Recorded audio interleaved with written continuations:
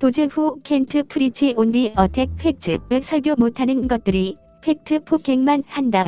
도즈 후 캔트 프리치 올웨이즈 텔 스토리즈 프롬 데어 패스트의 설교 못하는 것들이 자기 옛날 이야기 늘어 놓는다.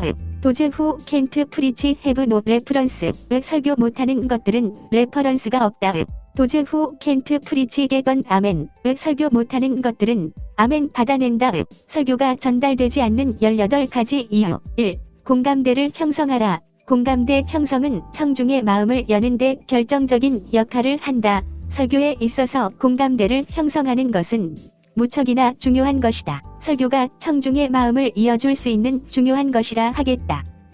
공감대를 이루지 못하면 아무리 훌륭한 설교의 내용이라도 성도들이 전혀 받아들이지 못하는 것을 보곤 한다. 예를 들어서 아이들에게 있어서는 포켓 몬스터라는 것이 제일 인기가 있는데 몬스터들의 캐릭터와 주제가를 모르면 따돌림을 당할 정도이다. 그 만화의 몬스터들과 노래를 외우는 것은 그 시대의 어린이들에게는 맞는 것들이다.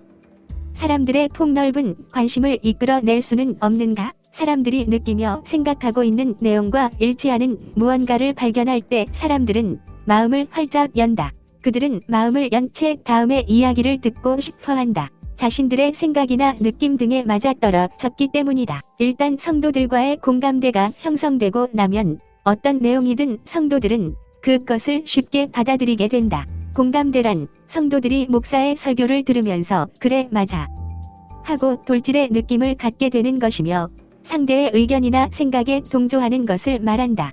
그리고 성도들이 일단 동의하게 되면 그 다음에 이어지는 말도 쉽게 받아들이려고 자신들의 마음 문을 활짝 연다.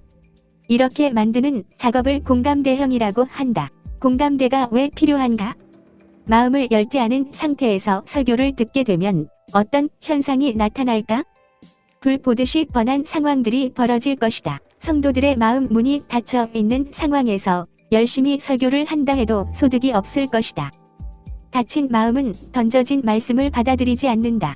그러므로 열심히 설교하는 것도 좋지만 성도들의 마음 문을 열게 하는 것이 더 중요할 것이다. 평범한 설교라도 마음 문을 열게 하는 공감대를 형성한 설교는 힘이 있고 설득력이 있다. 그러나 훌륭한 내용이라도 공감대가 형성되지 않으면 성도들은 마음을 열지 않을 것이며 말씀을 받아들이지도 않을 것이다. 그렇다고 막무가내 식으로 설교자를 따라오라고 하는 것은 더더욱 어리석은 것일 것이다. 설교자가 성도들에게 맞추어야 한다. 즉 설교자가 성도들에게 공감대를 만들려고 노력해야 할 것이다.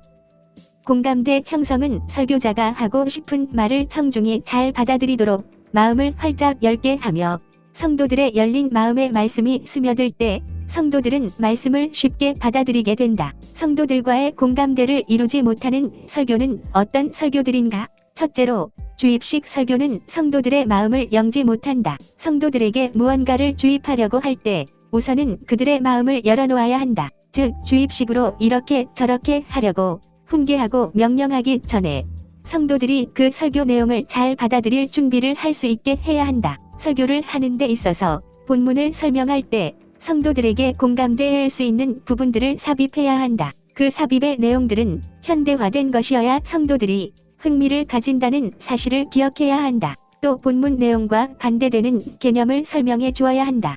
그러면 성도들은 본문의 내용과 현대인들의 모습을 비교하면서 빠르고 정확하게 인식하게 된다. 동시에 마음을 열고 관심을 갖는다. 둘째로 흑백 논리의 설교는 성도들의 마음을 열지 못한다. 부정을 부정적인 측면에서 이야기하지 말고 부정을 긍정적으로 이야기해야 할 것이다. 일부 설교자들이 성도들을 매도하는 경향이 있는데 절대로 그래서는 안 된다.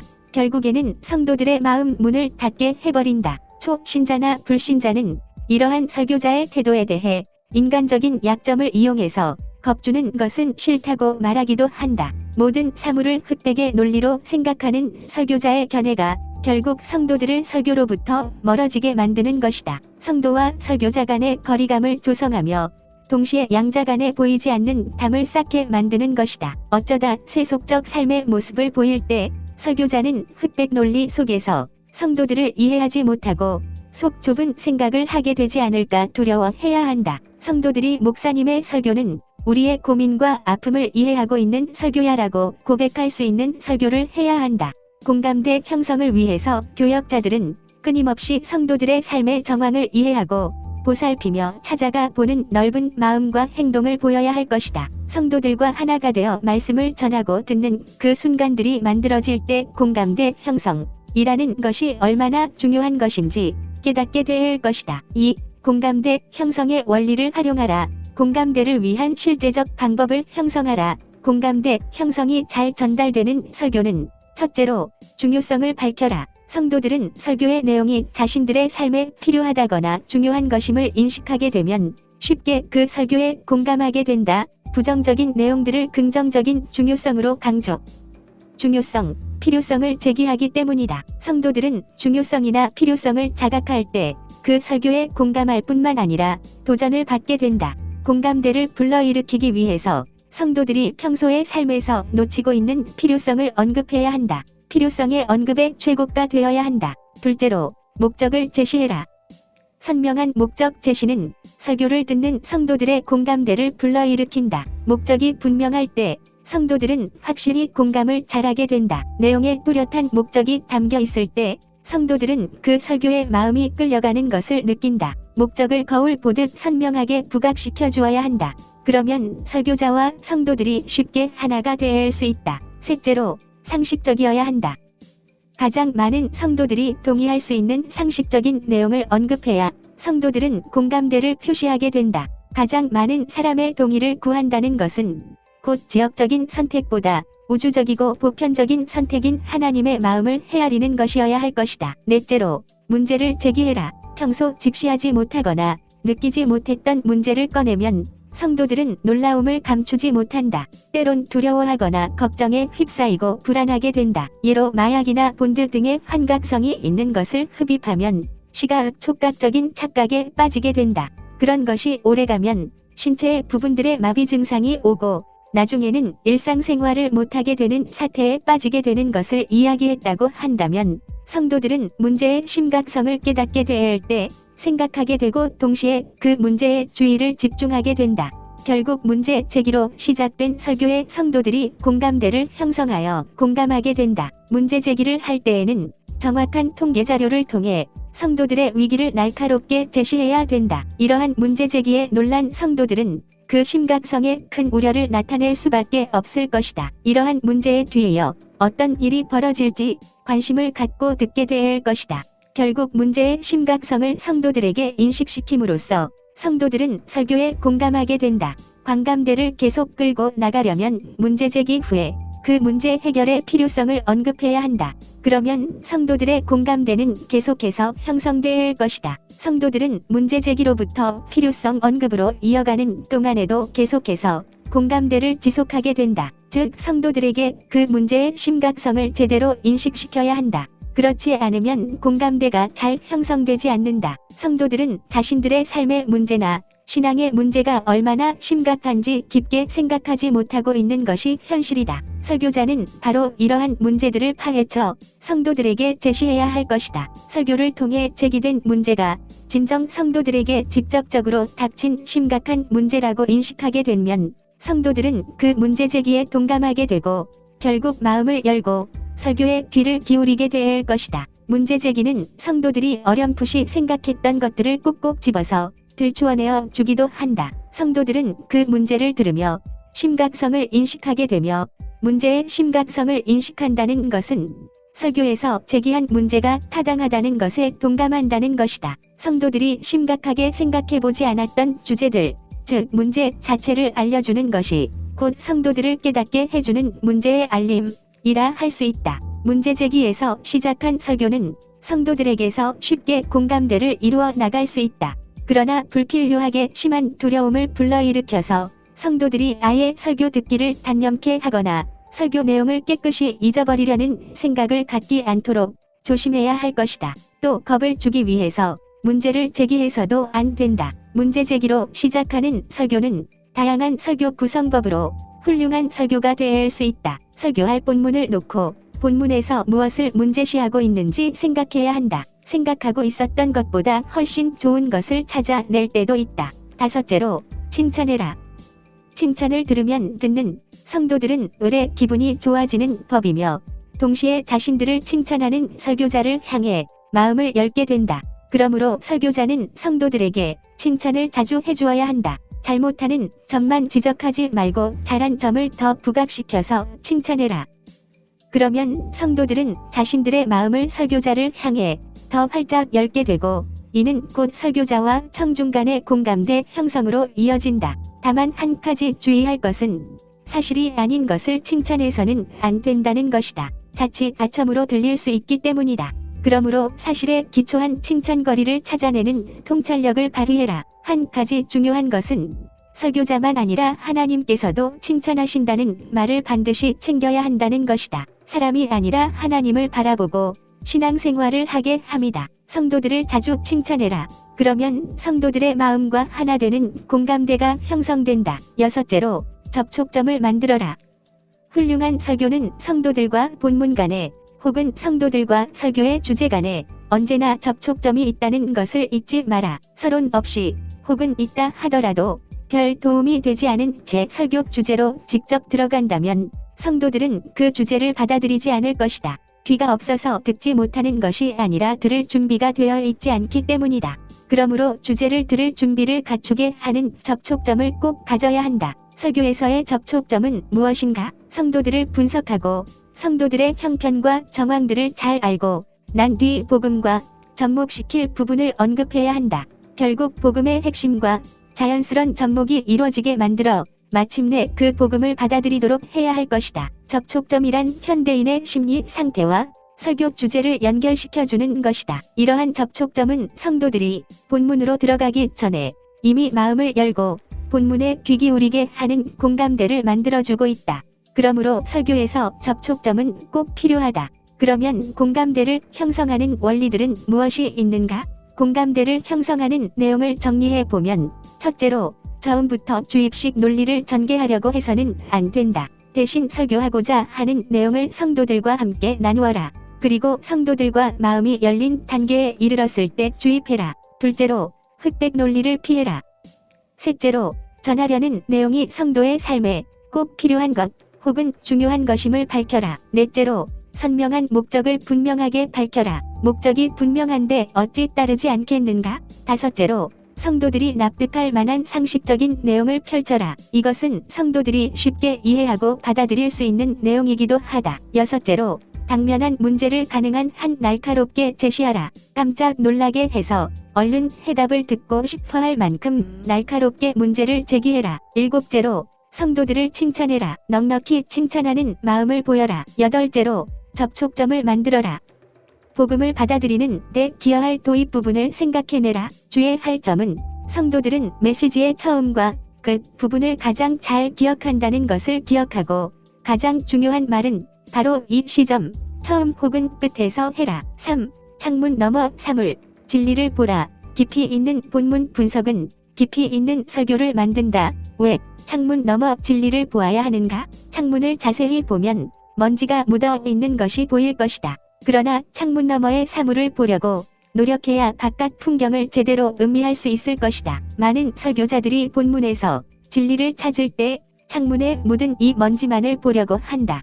그리고 그 가치 없는 먼지로 설교를 만들려고 한다. 의미 없는 것에서 진리를 찾으려는 노력은 결국 설교를 무가치하게 만들게 된다. 같은 본문 속에 더 깊은 진리가 담겨 있는데도 말이다. 설교자는 깊은 해석을 통해서 본문의 깊은 진리를 찾아내야 한다. 설교는 본문에 근거한 성경적 설교여야 하는데 그 성경적 설교는 본문의 핵심이 짚어주는 깊은 의미를 찾아내야 가치가 있을 것이다. 설교의 구성을 끝내기 전에 정작 중요한 것은 설교의 깊이를 더하기 위해서 본문을 깊이 보는 훈련이 필요하다. 창문 너머 진리를 보는 방법들은 무엇이 있는가? 첫째로 본문은 무엇을 말하는가?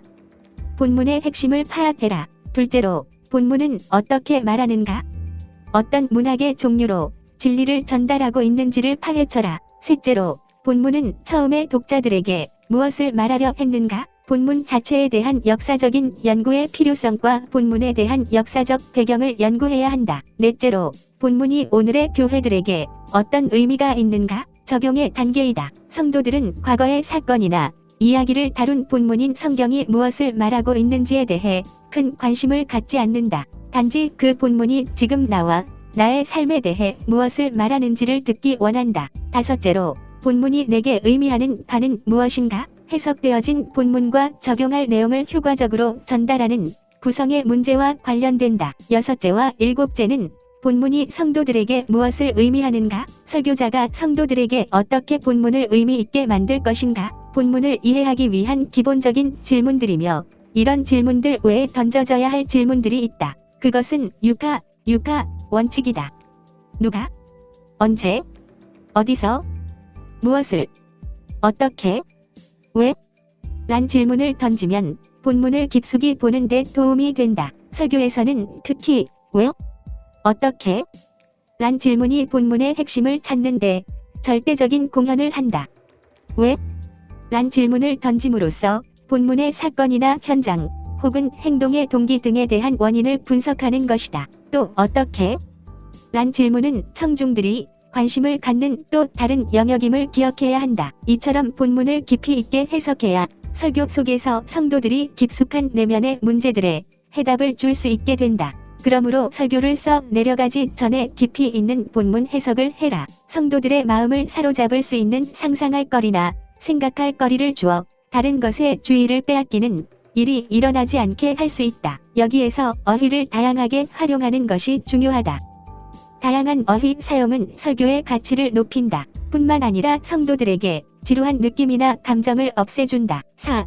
자연스럽게 흐르게 하라. 설교의 자연스런 흐름은 청중을 자연스럽게 파고든다. 설교의 흐름을 자연스럽게 만들 수는 없을까? 설교의 흐름이 인위적이거나 억지스럽다는 느낌 없이 물 흐르듯이 자연스러우면 얼마나 좋을까? 인간은 자연스러움의 존재이다. 사람은 어떻게 자연스러움을 느끼고 나타내는가? 동물적인 감각을 통해서 자연스러움을 느낀다. 성도들은 설교자가 전후좌우를 골고루 보면서 설교할 때 자연스러움을 느낀다. 공간적 의미에서 성도들은 자연스러운 것이 무엇인지를 예민하게 느낀다. 또한 시간적 의미에서도 마찬가지다. 사람은 부자연스런 모습에 부담스러워하고 자연스러움에 대해 편안한 마음을 갖는다. 이것이 사람의 자연스러움에 대한 동물적 감각이다. 더 나아가 미래의 사건에 대해서도 그가 과연 잘 맞출 것인지 궁금해지게 된다. 그러나 인위적인 과정들이 드러나면 이는 곧 삼류소설이나 삼류영화로 취급받게 된다. 인위적이라는 생각이 드는 순간 성도들은 진짜가 아닌 소설 같은 이야기로 인식하게 되고 결국 흥미를 잃게 된다. 그러므로 영화 작가들이나 소설가들은 어떻게 해서든 자연스런 전개를 진행시키려고 노력한다. 성도들은 이미 그런 작품들에 익숙해져 있고 또 그런 작품들의 박수를 보낸다. 그런데 설교는 그들보다 너무나도 크게 뒤떨어져 있다. 그러면 설교에서의 자연스러움은 무엇인가? 첫째로, 서론에서 성도들의 마음을 여는 작업이 필요하다. 이를 위해서 성도들이 세계, 성도들의 수준에서 서론을 시작하는 것이 좋다. 둘째로, 본문을 접근해 들어갈 때도 역시 본문과 서론 사이에 접촉점이 있어야 한다. 즉, 본문을 접했을 때 지금 설교를 시작하는구나 하는 감을 줘선 안 된다. 언제 설교가 시작되는지를 모르도록 자연스런 진행이 이루어져야 한다. 셋째로, 성도들이 알고 싶은 욕구를 따라서 진행해야 한다. 성도들은 욕구 순위를 따라 설교를 진행한다는 것은 너무도 중요하다. 설교를 자연스럽게 진행하려면 본문의 순서를 따르는 것에 우선 순위를 두지 말고 성도들의 심리를 먼저 고려해야 한다. 신문을 보거나 뉴스를 보라. 기자들이 어떤 한 사건에 대한 소식을 전할 때 가장 먼저 전하는 내용이 무엇인가? 그 다음 다룰 주제는 무엇일까? 그것은 원인에 대한 분석이다. 성도들은 원인을 분석하고 난 뒤 이제 한 걸음 더 나아가서 미래를 생각하게 된다. 이와 마찬가지로 성경의 본문도 결과, 원인, 해결책, 혹은 대비책, 방법 등을 본문이 다루고 있다. 즉 성도들의 심리를 자연스럽게 파고들 순서를 따라서 진행해야 한다. 어떤 본문이든지 본문을 분석해보고 그 분석의 결과를 토대로 순서를 정하되 성도들의 심리를 따라서 하면 된다. 이것이 자연스런 전개를 위한 최선책이 되어야 할 것이다. 그리고 한 단계에서 다음 단계로 넘어갈 때에는 첫째로, 둘째로 하는 식으로 하지 말고 반드시 질문을 던지는 것이 좋다. 질문을 던짐으로 성도들로 하여금 던져진 질문에 답하려는 기회를 줌으로써 자칫 지루할 수 있는 부분을 재치 있게 뛰어넘어갈 수 있다. 설교를 자연스럽게 만드는 방법들을 다시 보면 첫째로, 성도들의 욕구 순위, 성도들의 심리에 익숙해져라. 둘째로, 그 욕구 순서, 성도들의 심리를 따라 설교의 전개를 일치시켜라. 셋째로, 본문의 흐름이 성도들의 흐름과 배치되면 성도들의 흐름을 우선순위로 하여 설교를 진행하라. 넷째로, 한 단락에서 다른 단락으로 넘어갈 때에는 질문을 던지고 그 질문에 답변을 취하는 형식을 택하라. 5. 긴장을 유지하라. 긴장 유지는 청중의 주의를 집중시킨다. 긴장을 유지하지 못한 설교들은 첫째로, 본문의 설명이 길어질 때 설교에 긴장이 생기지 않는다. 성도들은 본문의 내용을 듣고자 하는 것이 아니다. 즉 본문이 무엇을 말하는가에는 관심이 없다. 오직 그 본문이 격동적인 삶을 살고 있는 나에 대해서 혹은 나의 삶에 대해서 무엇을 말하며 나의 삶의 문제에 대해 어떤 해결책을 보여주는지를 듣고 싶어한다. 찰스 스펄전은 진정한 설교는 적용이 시작돼야 할 때 시작한다 고 못 박았다. 본문 설명이 끝나고 적용을 시작할 때부터 성도들은 설교에 귀를 기울이기 시작한다는 뜻이다. 둘째로, 적절한 자극이 담기지 않은 설교는 성도들에게 긴장을 주지 못한다. 본문 설명이 길면 긴장감이 약해진다. 또 적용을 하긴 하는데 밋밋한 적용, 즉 개인적이며 독특한 적용이라기보다는 일반적이고 객관적인 적용이 되면 그 자극의 강도가 약할 수밖에 없고 약한 자극은 긴장감을 불러일으키지 못한다. 물론 설교가 긴장감을 불러일으키도록 성도들의 말초신경을 자극하라는 것은 절대로 아니다. 단지 설교를 듣는 성도들이 깨어있는 마음으로 설교에 몰입하게 하려면 긴장을 불러일으켜야 한다는 의미이다. 셋째로, 번이하는 길로 설교가 전개되면 성도들은 긴장감을 상실한다. 핵심 내용을 미리 말함으로써 막상 결론에서 그것을 강조할 때는 맥이 빠져버린다. 그래서 핵심적인 내용을 아껴두었다가 결정적인 때 핵심을 이야기해라. 그리고 개요를 먼저 밝히고 설명하는 것은 성도들에게 기대감과 동시에 긴장감을 상실케 한다. 얼마나 많은 설교자들이 예를 들어 서론에서 오늘 본문은 하나님의 속성에 대해서 말씀하고 있습니다. 첫 번째로 보여주는 진리는 하나님은 진실하다는 것입니다. 본문은 말하길 하면서 설교를 시작하는가? 이런 접근은 성도들로 하여금 목사님, 요점을 말하셨으니 다 이해했습니다. 다음으로 넘어갑시다 하는 반응을 불러일으킨다는 것을 기억해야 한다. 그 대신 질문을 던지거나 방향을 제시하는 것이 좋을성 싶다. 설교에 긴장을 가져오게 하는 적극적인 원리와 그 경우들은 첫째로, 상상력의 활용은 성도들을 긴장하게 하고 관심을 불러일으킨다. 워렌 위어스비는 설교에서 상상력 활용을 적극 주장한다. 즉 상상력이 담긴 정교한 논리 전개는 성도들로 하여금 긴장감을 갖게 한다. 둘째로, 뒤에서 할 말을 앞에서 미리 흘리지 않도록 주의해라. 그렇지 않으면 설교가 긴장과 관심을 불러일으키지 못한다. 또한 단어 선택이 단조로우면 이 역시 성도들로부터 관심을 불러일으키지 못한다. 셋째로, 대조나 비교를 통한 설명은 성도들에게 긴장을 유하게 하고 관심을 불러일으킨다. 설교의 긴장을 유지하는 원리들을 다시 보면 이렇다. 첫째로, 본문 설명을 짧게 해라. 둘째로, 적절한 자극을 주면서 설교를 전개하라. 셋째로, 성도들이 이미 알고 있는 방향으로 전개하지 마라. 핵심 내용을 미리 흘리지 마라. 개요를 미리 밝히지 마라. 넷째로, 상상력을 적극 활용하라. 다섯째로, 대조 혹은 비교를 통해 설명해라. 6. 청중의 수준을 뛰어넘어라.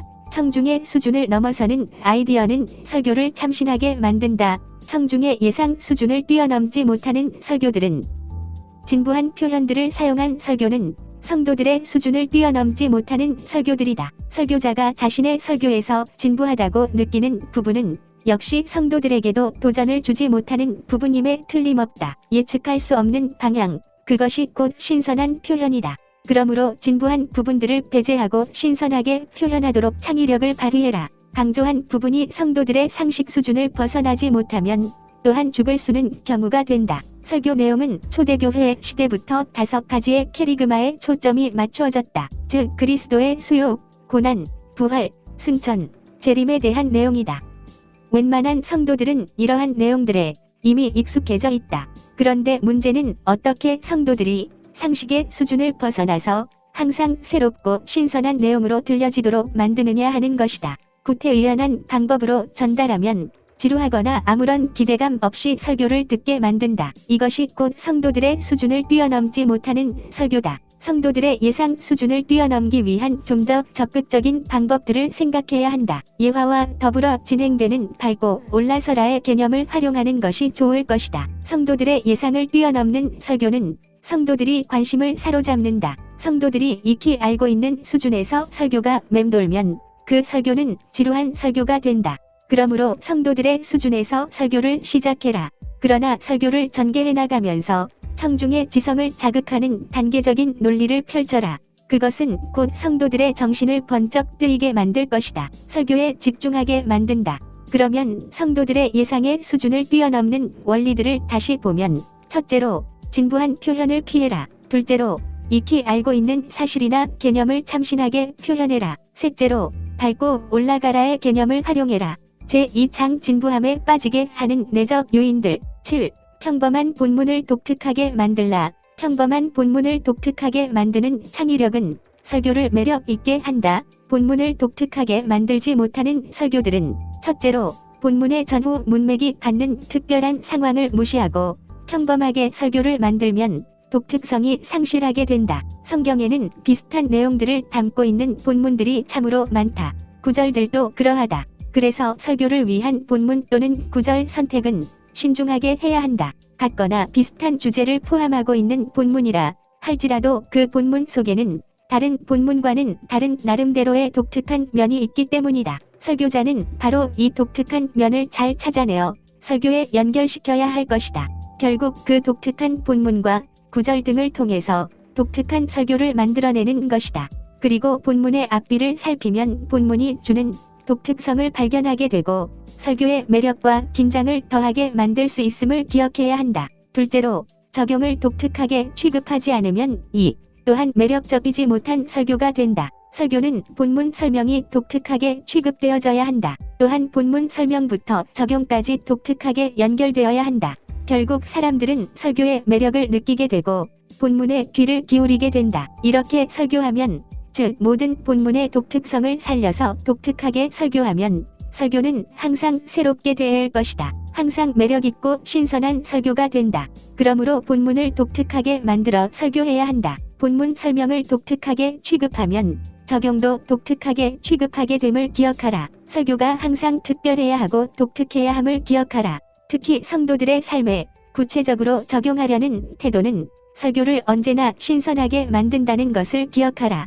그러면 본문을 독특하게 만드는 방법들을 다시 보면 첫째로 본문이 전후 문맥을 찾아서 그 독특성을 찾아내라. 아무리 평범해 보이는 본문이라도 설교자가 설교의 독특성을 위해 본문을 독특하게 구성하고자 한다면 그 자료는 이미 본문 안에 있음을 기억하라. 둘째로 성도의 삶을 위한 적용을 독특하고 날카롭게 만들어라. 평범한 적용은 설교를 식상하게 만들 뿐이다. 8. 힘을 불어넣어라. 역동적인 설교는 청중을 만족하게 한다. 좋은 설교는 설교를 듣는 성도들의 마음속에 힘이 솟아오르게 만드는 설교이다. 현재의 영적 상태보다 더 큰 기쁨과 희망, 감사, 그리고 더 큰 삶의 자신감이 설교를 듣는 가운데 솟아오르게 만드는 설교이어야 한다. 힘을 불어 넣어주는 설교들은 어떻게 다른가? 첫째로 긍정적인 사상을 호소할 때이다. 성도들에게 희망을 불러일으키는 긍정적인 면은 그들의 삶에 자신감을 갖게 한다. 결국 성도들을 감동시키는 것이다. 둘째로 성도들을 끊임없이 깨닫게 하라. 그러면 힘을 불어넣는 계기가 된다. 힘을 불어넣으려면 성도들에게 감동을 주는 차원만으로는 부족하다. 성도들에게 끊임없이 깨닫게 하는 작업 역시 설교에 힘을 불어넣는 것이다. 성도들을 지루하게 만들지 않고 긴장감을 주며 관심을 지속시키는 것이 곧 설교에 힘을 불어넣는 것이기도 하다. 셋째로 설교에 힘을 불어넣기 위해 설교자는 자신의 삶을 말해야 한다. 설교자의 올바른 신앙태도나 영웅적 신앙태도는 성도들에게 설득력을 발휘한다. 넷째로, 치밀한 논리는 설교의 힘을 불어넣는다. 설교의 전개는 결국 논리의 전개이다. 논리가 결여된 설교는 성도들을 맥빠지게 만든다. 다섯째로, 절제된 언어 사용은 설교의 힘을 불어넣는다. 불필요한 말이 많아지면 말의 힘이 약해진다. 여섯째로, 성도들을 신앙의 영웅으로 만들기 위해 자극하라. 사람들은 언제 도전을 받는가? 자신보다 나은 신앙생활을 하는 사람을 보게 될 때, 그리고 그렇게 살고 싶은 욕구를 느끼게 될 때 도전을 받는다. 예수님은 성도들을 신앙의 영웅으로 만들고자 도전을 주었다. 일곱째로, 확신에 이르게 하라. 설교의 힘을 불어넣는 방법 가운데 하나는 성도들에게 확신을 주는 것이다. 훌륭한 설교자들이 평범한 내용을 말해도 은혜가 되는 것은 바로 이런 점에서의 차이 때문이다. 즉, 설교자 자신이 말하는 내용을 확신하며 전하기 때문에 성도들에게 그 확신이 전가되는 것이다. 예수님은 언제나 확신 가운데 말씀하셨다. 그 확신이 곧 권위 있는 말씀의 소유자로 여겨지게 했다. 설교자의 확신은 설교 속에서 잘 드러난다. 그러므로 설교자의 영적 상태가 건강해야 하고 하나님과의 관계가 늘 친밀한 가운데 있어야 한다. 9. 들리게 말하라. 한 가지 아이디어 전개는 설교를 쉽게, 깊이 있게 만든다. 설교는 쉽게 들려야 한다. 아무리 잘 빚어진 설교라도 이해가 되지 않는다면 무슨 소용이 있겠는가? 설교를 오랫동안 선명하게 기억할 수 있도록 해야 한다는 것이다. 듣고 금방 잊어버리는 설교가 아니라 오랫동안 성도들의 가슴에 남게 하는 설교가 바람직한 설교이다. 그렇다면 주제는 복잡하지 않고 단순하게 다루어져야 한다. 그렇다고 수박 겉핥기식의 얄팍한 설교가 좋다는 것이 아니다. 얄팍한 설교는 성도들이 오래 기억하지 못한다. 우리의 감각 기관과 의식 사이에는 정신적인 여과 과정이 이루어지는데 이는 한순간에 한정된 정보의 양만을 처리할 수 있기 때문이다. 그러면 어떻게 해야 설교가 쉽게 이해되고 오래 기억되게 할 수 있을까? 일단은 쉽게 쓰여져야 한다. 이를 위해서는 우선 주제가 복잡하지 않고 단순해야 한다. 그런데 단순하다는 말은 조직적이거나 체계적이지 못하다는 의미가 아니다. 오히려 치밀한 논리와 체계를 잡아 설교를 쉽게 그리고 깊은 인상을 주도록 만들어야 한다. 즉, 독립적이면서도 통일성이 유지되는 개요를 만들어야 한다.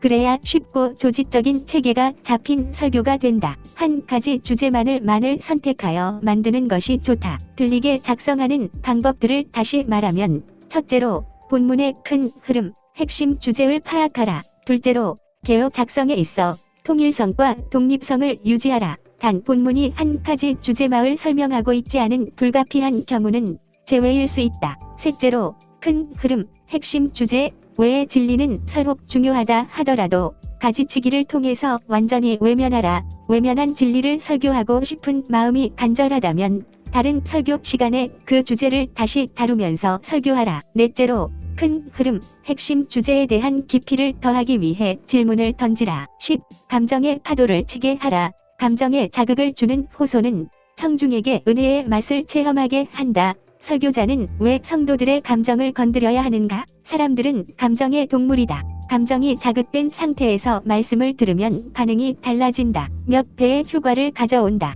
감정은 놀라움, 갈등, 슬픔, 기쁨, 안도의 여유, 감격 등으로 나타난다. 감정을 일깨우지 않은 상태에서 설교가 지속되면 성도들에게 머리로만 받아들이게 하는 지적 자극만 줄 뿐이다. 평범하고 여유 있는 삶을 사는 사람들이나 별 걱정 없이 행복하게 살고 있다고 자위하는 사람이라 하더라도 그들의 내면 깊숙이 자리 잡고 있는 불행의 그림자나 불안의 가능성을 건드리면 그들의 감정이 자극을 받는다. 어떤 설교자는 좋은 설교란 다음에 세 가지 가운데 적어도 한 가지 요소는 있어야 된다고 역설한다. 첫째, 성도를 울려라.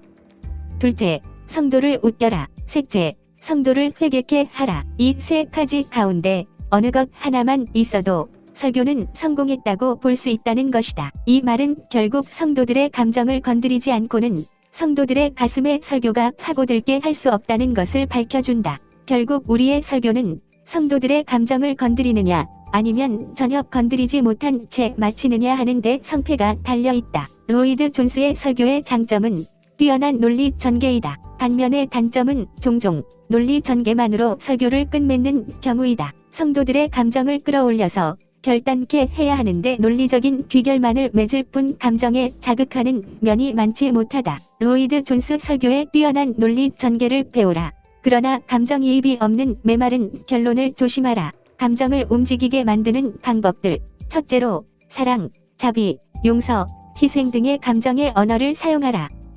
또한 그림 언어를 사용하라. 둘째로 감정이 듬뿍 담긴 예화를 사용하라. 셋째로 서론과 결론에서는 감정에 자극을 주기에 충분한 예들을 활용하라. 주의할 것은 첫째로 일반적으로 듣는 사람이 좋아하고 공감할 만한 내용을 먼저 이야기하라. 둘째로 가장 설득력 있는 내용을 처음이나 마지막에 두어 잘 기억할 수 있게 하라. 셋째로 짧은 메시지를 반복하라.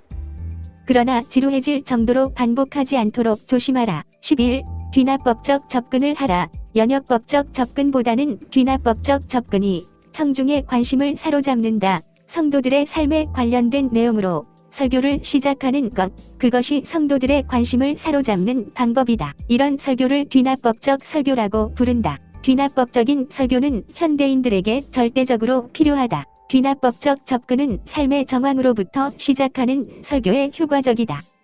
현재와는 멀리 동떨어진 이야기처럼 느껴지는 성경으로부터 시작하지 않는다. 설교자가 억지로 성도들을 이해시키려 하지 않는다. 마치 가랑비가 서서히 우리의 몸을 적시듯 진리가 성도들에게 자연스럽게 다가오게 해서 설득되도록 한다. 결국 귀납법적인 설교는 설교자가 억지로 성도들을 이해시키려는 것이 아니라 성도들 자신이 저절로 이해하도록 자연스러운 귀결을 유도한다. 중요한 것은 삶의 정황에서 설교를 시작해야 된다.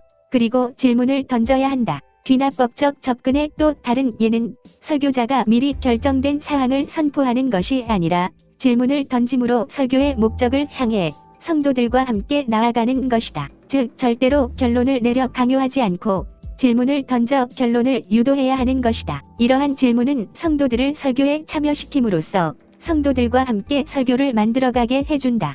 그러면 성도들이 그 설교에 관심을 보이며 참여하는 태도를 갖게 된다. 결국 성도가 설교에 귀를 기울이도록 만드는 것이다. 또한 귀납법은 문장이 평범해지는 것을 막고 동시에 성도들이 무관심해지는 것을 막아준다. 무엇보다 결론이나 답변을 주지 않고 성도들이 질문에 스스로 답변할 기회를 줌으로써 그들과 함께 설교의 목적을 향해 달려가는 것이다. 그리고 이 삶의 정황을 설명하기 위해 대화, 유추, 질문, 비유, 확실한 경험 등을 이야기하고 이것을 성경적 결론으로 이끌어 나간다. 결국 증거나 예화를 먼저 말한다. 결론이나 주장은 먼저 말하지 않는다. 그것들을 성도들과 함께 만들어져 설교의 끝 부분에 전해져야 하는 것이다. 귀납법적 접근을 하는 방법들은 첫째로 삶의 정황에서 시작하라. 둘째로 결론에 이르도록 유도하기 위해 질문하라. 셋째로 결론에 이르기 위한 유추를 하라. 넷째로 질문이나 유추를 통해 성도들과 함께 답변을 풀어나가라. 12. 주입하려 하지 말고 설득하라. 일방적이며 주입적인 설명은 청중의 마음을 움직이지 못한다. 지금까지 우리의 설교는 선포라는 개념 속에서 하나님의 말씀을 단지 외치기만 하면 되다고 생각했다. 그리고 그 이후의 모든 결과는 하나님께 맡긴다는 심정이었다. 즉 설교는 문제가 없는데 받아들이는 사람들의 마음 밭이 다양하고 약한 가운데 있기 때문이라고 생각하는 것이다. 하지만 우리의 입을 열어 말할 때 자신과 상대방 사이에 보이지 않는 수도관 같은 것이 있다고 여긴다. 그래서 전달하려는 정보가 자동적으로 한 사람의 마음에서부터 다른 사람의 마음으로 공급되면서 의사소통이 성공적으로 이루어진다고 믿는다. 그러면 설득적이지 못해서 전달되지 않은 경우들은 무엇인가? 첫째로, 설명 위주의 설교는 성도들을 설득할 수 없다. 둘째로, 본문 위주의 설명은 성도들을 설득할 수 없다. 왜냐하면 설교가 성도들의 삶과 관련성이 없는 경우 성도들을 설교에 무관심해지도록 만들기 때문이다. 셋째로, 동기부여가 없이 당위성만 강조하는 설교는 성도들을 설득할 수 없다.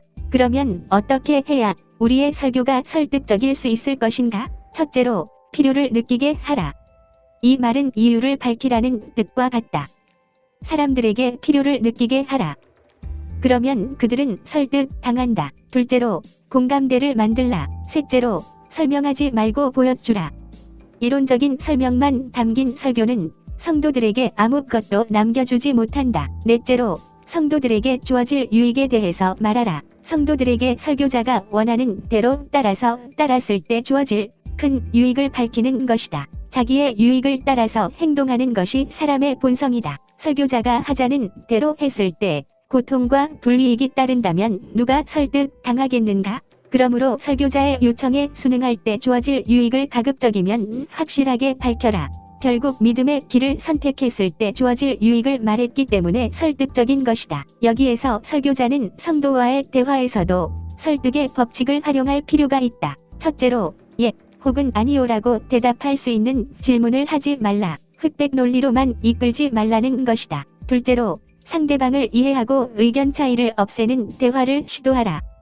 셋째로 상대방을 진심으로 칭찬하라. 상대방을 칭찬해 줄 때는 사람들의 눈에 잘 띄지 않는 장점을 찾아 칭찬하라. 또 일의 결과보다는 과정 중에 있을 때 칭찬하라. 넷째로 남의 이야기를 잘 들어주는 사람이 되어라. 이야기하는 사람의 입장에 서서 이해해주면 좋다. 제3장 전달과 소통을 가로막는 방법상의 요인들. 13. 예화를 정확히 사용하라. 정확한 예화 사용은 설교의 효과를 극대화시킨다. 적절한 예화 사용의 필요성은 설교에 예화가 필요한가?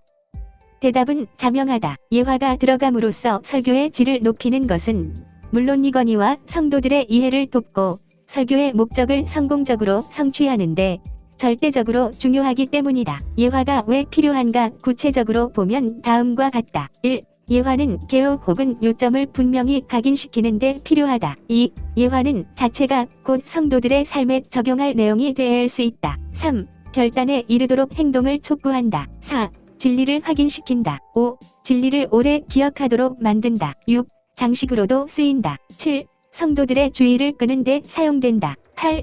다양한 성도들을 쉽게 흡수한다. 그리고 예화들의 원리들은 다음과 같다. 1. 예화가 들어갈 위치를 잘 선정하라. 2. 예화 사용을 서둘지 마라. 3. 예화가 설교의 주제나 본문 설명의 내용과 정확히 연결되어야 한다. 4. 지나친 예화 사용은 성도들을 식상하게 한다. 5. 예화 내용에 충분히 익숙해지라. 6. 예화 속에 나오는 본래의 경험을 있는 그대로 말하라. 7.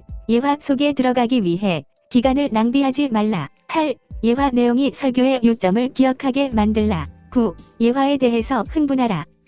설교자가 흥분해서 말할 때 성도들도 실감하게 된다. 10. 예화의 주인공과 성도들 자신을 동일시하게 만들라. 11. 일반적인 설명을 하기보다는 구체적으로 설명하라. 12. 사물보다는 사람에 대한 예화를 사용하라. 13. 이미지보다는 이야기로 설명하는 것이 더 효과적이다. 14. 감정과 논리로 동시에 호소하라. 15. 말하기보다는 보여주라. 16. 예화 사용은 점진성을 띄어야 한다. 14. 예화를 효과적으로 사용하라. 설교의 주제와 일치되는 예화가 효과적인 전달을 만든다. 예화를 정확히 사용하지 못한 설교들은 어떤 것들이 있는가? 첫째로 주제에 정확히 들어맞지 않는 예화는 설교의 효과를 떨어뜨린다. 둘째로 예화의 핵심 내용을 정확히 파악하라. 셋째로 긴장이 담기지 않은 예화는 사용하지 말아야 한다. 즉 긴장이 담기지 않은 예화는 청중에게 지루한 감을 줄 뿐이다. 넷째로 병렬식 예화 열거는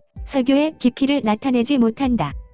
즉 같은 예화를 2번씩 사용하는 설교는 점진적인 접근의 효과를 이루지 못한다. 단지 시간만 낭비할 뿐이다. 여기에서 예화를 건정하게 사용하기 위한 7가지 질문들을 보겠다. 첫째로 다른 사람의 경험을 나의 경험이라고 거짓으로 소개하지는 않는가? 둘째로 예화를 사용하는 중에 전에 있던 교회의 성도라는 표현을 사용하는가? 셋째로 이 예화가 과연 정확한지를 확인해 볼 필요가 있지 않은가? 넷째로 이 예화가 성도들이 감정을 상하게 하지는 않을까? 다섯째로 이 예화가 이 성도들에게 적절한 예화인가? 여섯째로 이 예화가 혹 지나치게 상세한 것은 아닌가? 일곱째로 나는 실화와 상상을 확실하게 구별하고 있는가? 15. 하나님을 경험하게 만들라. 하나님이 드러나는 설교는 청중이 복음의 핵심을 접하게 한다. 설교는 성도들로 하여금 하나님을 만나게 하는 것이다. 하나님의 사랑과 자비가 얼마나 크고 감동적인지를 성도들이 설교 속에서 체험하도록 해야 한다. 인간의 허물과 죄성을 해결하기 위해 하나님이 어떤 일을 하셨는지 깨닫게 해야 한다. 이를 위해서는 우리의 설교가 성도들이 하나님을 직접 만나고 하나님의 은혜를 만끽하게 하는 하나님 중심 또는 예수님 중심의 설교이어야 한다. 특히 설교 속에서 성도들이 항상 하나님의 속성을 직접 경험케 해야 한다. 결국 어떤 주제를 전하든지 간에 하나님, 예수님 중심의 설교가 되어야 한다. 모든 성도들에게 하나님이 인간에게 베푸신 은혜를 경험하게 하라. 동시에 우리 주 예수께서 성도들에게 베푸신 사랑과 희생, 그리고 그분의 인격을 직접 만날 수 있도록 하라. 성도들을 그분의 은혜 앞에 굴복하게 하라. 그 은혜를 체험하고서 결단을 내리게 하라. 하나님 중심의 설교를 만드는 방법들은 다음과 같다. 하나님 중심의 아이디어를 전개하기 위해서 던져야 할 몇 가지 질문이 있다. 첫째로, 본문 속에서 하나님의 역할 혹은 예수님의 역할은 무엇인가?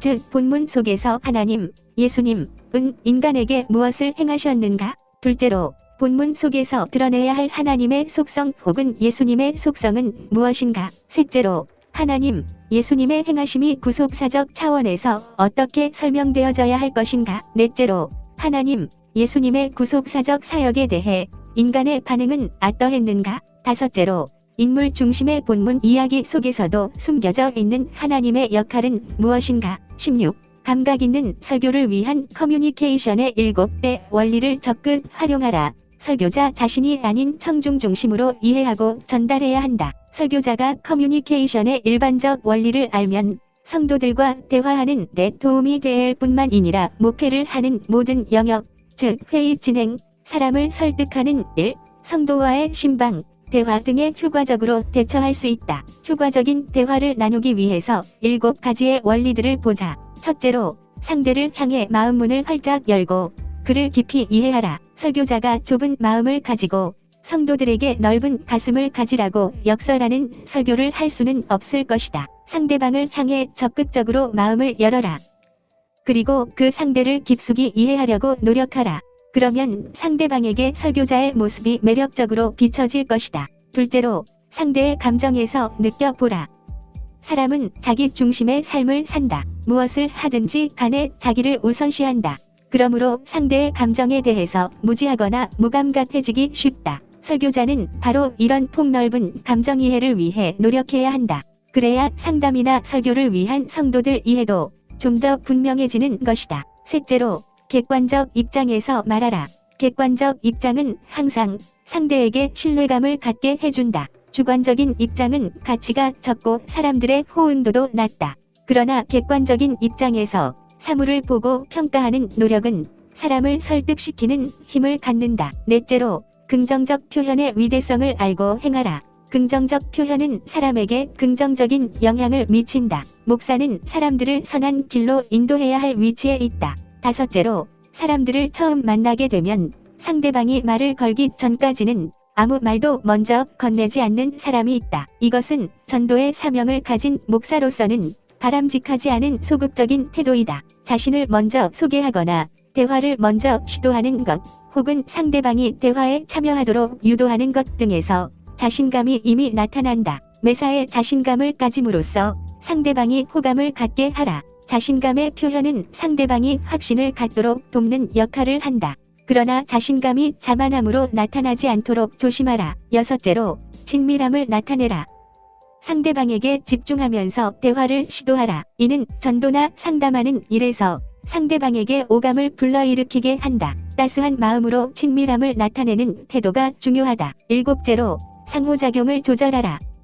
대화에서 한쪽만 너무 많은 말을 하지 않도록 조심해야 한다. 쌍방 간의 균형을 이루도록 하라. 질문을 적절히 던짐으로써 상호작용을 조절하는 분위기를 연출할 수 있는 것이다. 17. 설교 감각을 키우기 위해 5단계 기초 커뮤니케이션 이론에 익숙해지라. 결단에 이르게 하려면 의식 변화의 흐름을 잘 파악해야 한다. 윌리엄 맥과이어가 자신의 책 태도의 본성과 변화에서 밝힌 커뮤니케이션 모델의 5단계를 보면 다음과 같다. 첫째로, 성도들의 삶의 변화를 주기 위한 최초의 작업은 성도들의 주의를 집중시킴으로써 일어난다. 설교자는 성도들의 주의를 사로잡아야 한다. 만약 설교자의 말에 성도들이 주의를 기울이지 않으면 그들에게는 아무런 역사가 일어나지 않는다. 그러므로 설교 서론에서 성도들의 주의를 끌려고 최선을 다하라. 하나님이 주신 창의력으로 성도들의 주의를 끄는 방법을 창조하라. 둘째로, 성도들이 설교의 서론에서 주의를 집중하게 되었다고 판단되면 이제는 성도들에게 설교자가 전하고자 하는 내용을 이해시켜라. 중요한 것은 이해를 시켜야 한다는 사실이다. 다시 말해서 이해를 시켜야 할 쪽은 성도들이 아니라 설교자이다. 설교자로부터 설교가 시작되는 것이 아니라 성도들의 관점과 수준으로부터 시작되어야 함을 기억하라. 셋째로, 동의를 구하라. 설교가 시작부터 성도들의 주의를 사로잡고 또 그들에게 설교를 충분히 이해시킨다면 이는 매우 고무적인 진행이다. 그러나 그들을 이해시킬 뿐만 아니라 설교 내용에 동의하게 만드는 설교를 해야 함을 잊지 말라. 정작 중요한 것은 그들로 하여금 고개를 끄덕이도록 설교를 전개해 나가야 한다는 사실이다. 넷째로, 성도들이 설교를 들으면서 주의를 집중하고 그 내용을 충분히 이해하고 동의하다면 이는 괜찮은 설교이다. 강한 도전을 주면 그만큼 인상 깊은 설교, 잊지 못하는 설교가 된다. 그러므로 설교를 듣고 성도들이 오랫동안 기억하게 만드는 인상 깊은 설교를 전하려고 노력하라. 다섯째로, 행동으로 옮기게 하라. 성도들이 진리를 이해하고 동의하며 또 선명히 기억하게 된다 해도 기억한 그 내용을 행동으로 옮기게 하는 단계가 없이는 여전히 불완전하다. 그러므로 실천에 옮길 만한 적당한 목표를 세우되 반드시 행동에 옮길 만한 자극이 깃들게 설교하라. 18. 무릎으로 설교의 힘을 키우라. 기도의 양은 설교의 능력에 비례한다. 어떻게 해야 설교가 설교자의 자신을 향한 날카로운 설교가 되게 만들 수 있을까? 무엇이 설교자의 자신을 새롭게 한 차원 더 높게 끌어올려 줄까? 그것은 바로 기도이다.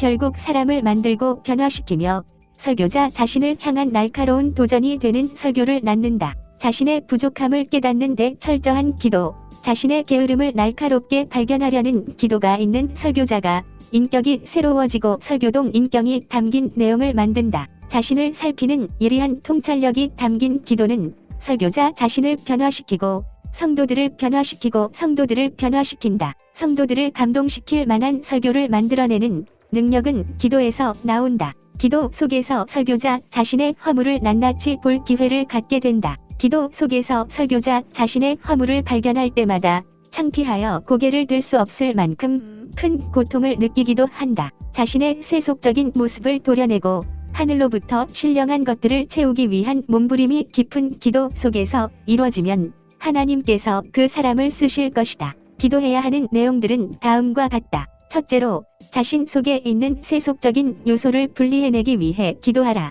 둘째로, 설교 전에 먼저 하나님께로부터 말씀을 받기 위해 기도하라. 셋째로, 진지하게 말씀을 연구하기 전에 말씀을 깨닫고자 하는 간절함으로 기도하라. 넷째로, 세상에 속하지 않으면서도 세상을 사랑하는 마음을 넓히고자 기도하라. 다섯째로, 사건이나 사물을 그리스도의 심정으로 분석할 수 있는 통찰력을 갖고자 기도하라. 여섯째로, 형식적이거나 짧은 기도가 아닌 정성이 담긴 깊은 기도를 하라.